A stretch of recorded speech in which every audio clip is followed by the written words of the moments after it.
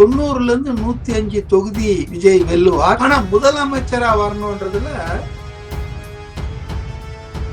200 தொகுதிகளுக்கு மேல் வெல்லுவோம். ஒரு கட்டத்துல 234 நாங்கள் வெல்லுவோம். தாவேக்காவுக்கு ஒரு தேர்தலை கூட சந்திக்காத ஒரு வருஷம் ஆன கட்சிக்கு 26.8 27% 27% ஓட்டை வாங்கி இருக்குன்னா இன்னும் 10 மாசத்துல இன்னும் இவர் களத்துக்கே வரல, இன்னும் இவர் சுற்றுப்பயணம் தொடங்கல, மக்களை சந்திக்கல.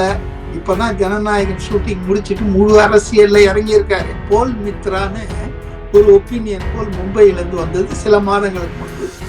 அத பாத்தீங்கன்னா 90ல இருந்து 105 தொகுதி விஜய் வெல்லுவார். அவருக்கு ஓட் பர்சன்டேஜ் 34.5% அப்படின்னு சொல்லியிருந்தாங்க. திமுகவுக்கு 30% சொல்லியிருந்தாங்க. ஏடிஎம்கேக்கு 27%. ADMK plus BJP. ஆனா முதலமைச்சரா வரணும்ன்றதுல விஜய்க்கு தான் 39.4% ஆதரவு, 18.6% ஸ்டாலினுக்கும் 18.6% எடப்பாடிக்கும் ஈக்குவலா இருந்தது. இது ஒரு 2 மாசத்துக்கு முன்னால போல் மித்ரா. லேட்டஸ்டா என்னன்னா நம்ம சிஎம் ஸ்டாலின் அவர்கள் இவங்க சொல்றது அவங்க சொல்றது பெண் நிறுவனம் அப்புறம் இதெல்லாம் வேண்டாம், நம்மளே சொந்தமா எடுப்போம்னு சொல்லி அவர் மும்பையில ஒரு பிரபலமான ஒரு கருத்து கணிப்பு நிறுவனத்தை தேர்ந்தெடுத்து எடுத்திருக்காரு. அது பேர் மோரிஸ் மீடியா. ரொம்ப பாப்புலரான எக்ஸ்பீரியன்ஸ்டு.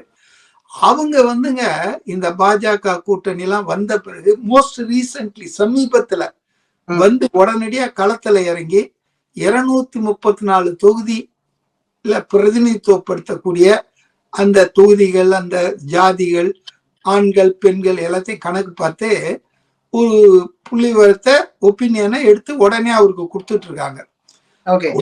ஒட்டுமொத்தமா என்னன்னா தொங்கு சட்டசபை தான் வரும், எந்த கட்சிக்கும் தனி கட்சிக்கும் மெஜாரிட்டி வராது. இன்னைக்கு இருக்கிற இன்னும் 10 மாசம் இருக்கு, அதாவது இன்னைக்கு 10 மாசம் இருக்கு. இன்னைக்கு இருக்கிற நிலவரப்படி பாத்தீங்கன்னா தொங்கு அங்கு அசம்பிளி வரும், எந்த கட்சிக்கும் பெரும்பான்மை கிடைக்காதுன்ற மாதிரி ஒரு தகவலை சொல்லி இருக்காங்க. இது முதல்வருக்கு எந்த அளவுக்கு அதிர்ச்சி கொடுத்ததாக கேள்விப்படுறேன்னா 200 தொகுதிகளுக்கு மேல் வெல்லுவோம், ஒரு கட்டத்துல 234 நாங்கள் வெல்லுவோம். ஊட்டியில போகும்போது என்ன சொல்லிட்டாருன்னா 2026 2031 2036 எல்லாத்துலயும் நாங்க தான் அப்படின்னு சொன்னாரு. இனி வேற யாரும் கிடையாது.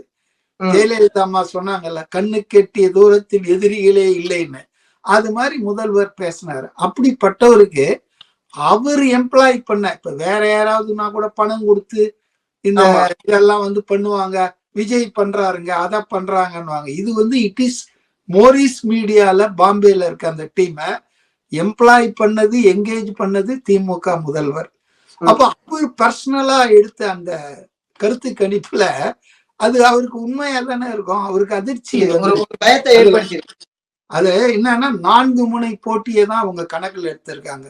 திமுக கூட்டணி, அண்ணா திமுக பாஜக அந்த கூட்டணி, தாவேகா தனியா நிக்கிற மாதிரி, நாம் தமிழர் கட்சி, இந்த 4 கூட்டணி தான் இருக்க போகுது. ஏன்னா லேட்டஸ்ட். அப்ப அதுல பாத்தீங்கன்னா நான் சொல்ற விஷயம் பாருங்க, ரொம்ப அதிர்ச்சியூட்டும் விஷயங்கள். அதாவது ஓட் பர்சன்டேஜ் பாத்தீங்கன்னா திமுகக்கு 32% இருக்கு ஓட் பர்சன்டேஜ், வாக்கு சதவீதம். தாவேகாவுக்கு 26.83. அவரு 7% தான், 8% தான். இன்னும் ஒரு தேர்தலை கூட சந்திக்கல. நான் டெஸ்டட் ஸ்ட்ரென்த், டெஸ்ட் ஆகலன்னு ஒரு ஆள்லாம் சொல்லிட்டே இருப்பார் பொதுவெளியில, தொலைக்காட்சி வாகத்து. ரவீந்திரன் ஒருத்தர் இருக்காரு இல்லையா, RSS ஏஜென்ட். அவர் என்ன சொல்லுவார்னா விஜய் எப்பவுமே நான் டெஸ்டட் பிளேயர், நான் டெஸ்டட் அப்படின்வாரு. ஆனா இன்னைக்கு பாத்தீங்கன்னா 26.8, அதாவது 29% ஓக்கு எந்த கட்சிக்கு, தாவேகாவுக்கு ஒரு தேர்தலை கூட சந்திக்காத ஒரு வருஷம் ஆன கட்சிக்கு 26.8 27% வச்சுங்க, 27% ஓட்டை வாங்கி இருக்குன்னா இன்னும் 10 மாசத்துல இன்னும் இவர் களத்துக்கே வரல, இன்னும் இவரு சுற்றுப்பயணம் தொடங்கல, மக்களை சந்திக்கல. இப்பதான் ஜனநாயகன் ஷூட்டிங் முடிச்சிட்டு முழு அரசியல்ல இறங்கி இருக்காரு. அப்போ 26 52 ஆகிறதுக்கு வாய்ப்பு இருக்கே தவிர, இவங்கெல்லாம் 200 சீட்டு அப்படின்னு சொன்னாங்க இல்லையா? அதுல இப்ப என்ன தகவல்னு சொன்னா, இன்னைக்கு 70 சீட்டு தான் உறுதியா கிடைக்கும் திமுகவுக்கு அப்படின்றாங்க. அப்படின்னா இன்னைக்கு 133 சீட் இருக்காங்க டிஎம்கே. இப்போதே 60 63 சீட் அவுட் ஆயிடுச்சு. 133ல 70 தான் கிடைக்கும்னா தனிப்பெரும்பான்மை கிடையாது. இந்த 70 இன்னும் 10 மாசத்துல என்ன ஆகும்ன்றது சொல்ல முடியாது.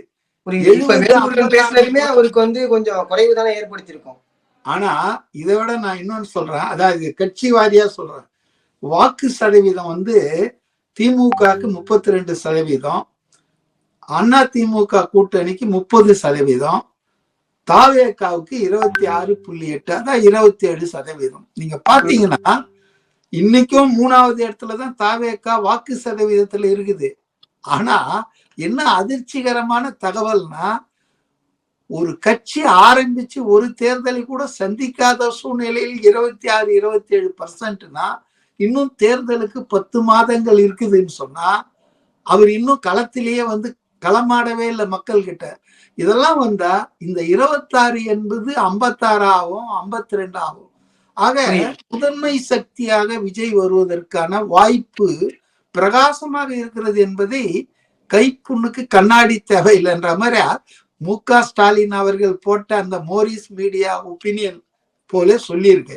இதுல இன்னொன்னு மட்டும் நான் சொல்லிட்டு முடிச்சிடுறேன்.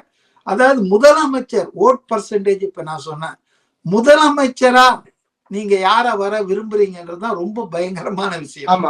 பாருங்க, இப்போதைய முதல்வர் ஏற்கனவே ஆட்சியில இருக்கிறவர் மட்டும் இல்ல, இருந்த கட்சி 75 வருஷம் பாரம்பரியம் உள்ள கட்சி.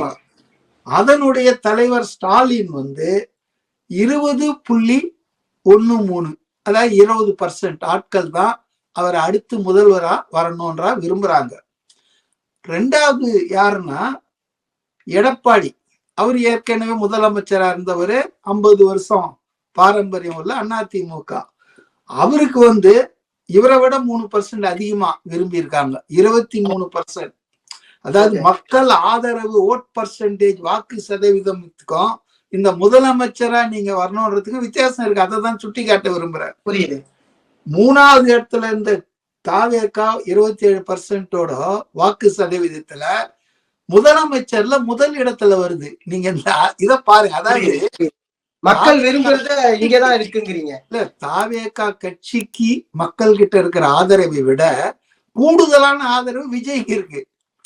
பார்ட்டின்றதை விட விஜய் நல்ல மனுஷன், வரட்டும், மாற்றம் வரணும்னு.